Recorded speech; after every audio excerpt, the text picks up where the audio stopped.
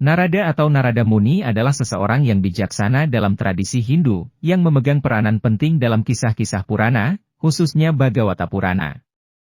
Narada digambarkan sebagai pendeta yang suka mengembara dan memiliki kemampuan untuk mengunjungi planet-planet dan dunia yang jauh. Ia selalu membawa alat musik yang dikenal sebagai tambura, yang pada mulanya dipakai oleh Narada untuk mengantarkan lagu pujian, doa-doa, dan mantra-mantra sebagai rasa bakti terhadap Dewa Wisnu atau Kresna. Dalam tradisi Waisnawa ia memiliki rasa hormat yang istimewa dalam menyanyikan nama Hari dan Narayana dan proses pelayanan didasari rasa bakti yang diperlihatkannya, dikenal sebagai Bhakti Yoga seperti yang dijelaskan dalam kitab yang merujuk kepadanya, yang dikenal sebagai Narad Bhakti Sutra. Menurut legenda, Narada dipandang sebagai Manas Putra, merujuk kepada kelahirannya, dari pikiran Dewa Brahma, atau makhluk hidup pertama seperti yang digambarkan dalam alam semesta menurut Purana. Ia dihormati sebagai Triloka Sancaari, atau pengembara sejati yang mengarungi 3 dunia yaitu Swargaloka, surga, Mrityuloka, bumi, dan Pataloka, alam bawah. Ia melakukannya untuk menemukan sesuatu mengenai kehidupan dan kemakmuran orang. Ia orang pertama yang melakukan Natya Yoga. Ia juga dikenal sebagai Kalahapriya. Narada Muni memiliki posisi penting yang istimewa di antara tradisi Waisnawa. Dalam kitab-kitab Purana, ia termasuk salah satu dari 12 Mahajana, atau pemuja besar, Dewa Wisnu. Karena ia adalah Gandharva dalam kehidupan dahulu sebelum ia menjadi resi, ia berada dalam kategori Dewa Resi.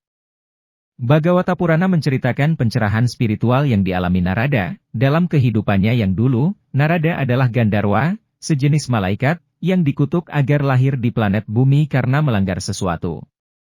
Maka ia kemudian lahir sebagai putra seorang pelayan yang khusus melayani pendeta suci, Brahmin.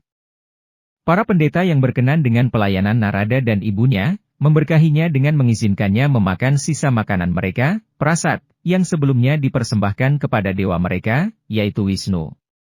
Perlahan-lahan Narada menerima berkah dan berkah lagi dari para pendeta tersebut, dan mendengarkan mereka memperbincangkan banyak topik mengenai spiritual.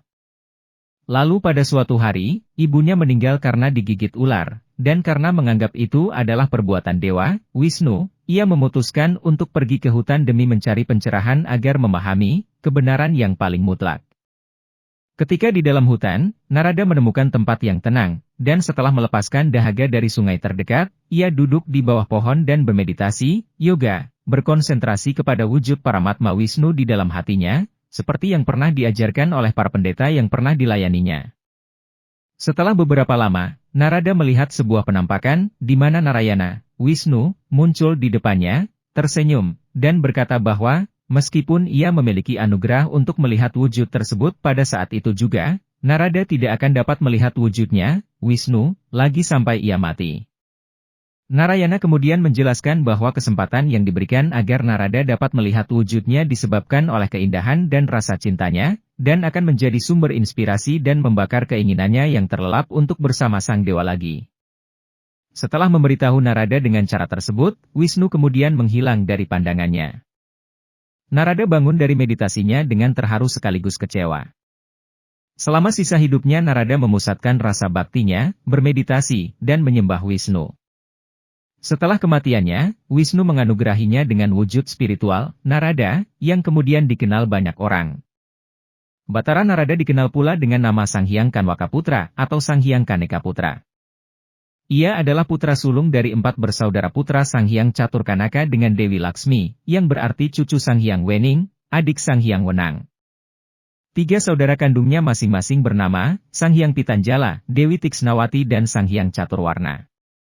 Sang Hyang Narada sangat sakti dan pernah bertapa di atas permukaan air samudra sambil menggenggam cupu Linggamanik.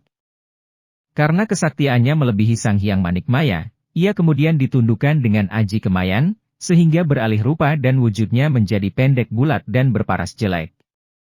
Sebagai imbalan, oleh Sang Hyang Manikmaya, Sang Hyang Narada diangkat menjadi Tuangga, Patih, di Suralaya dan dituakan oleh Sang Hyang Manikmaya dengan sebutan, Kakang Kakanda. Sang Hyang Narada sangat dipatuhi di Suyudi, Jawa, oleh siapa saja yang bergaul dengannya, karena keramahannya.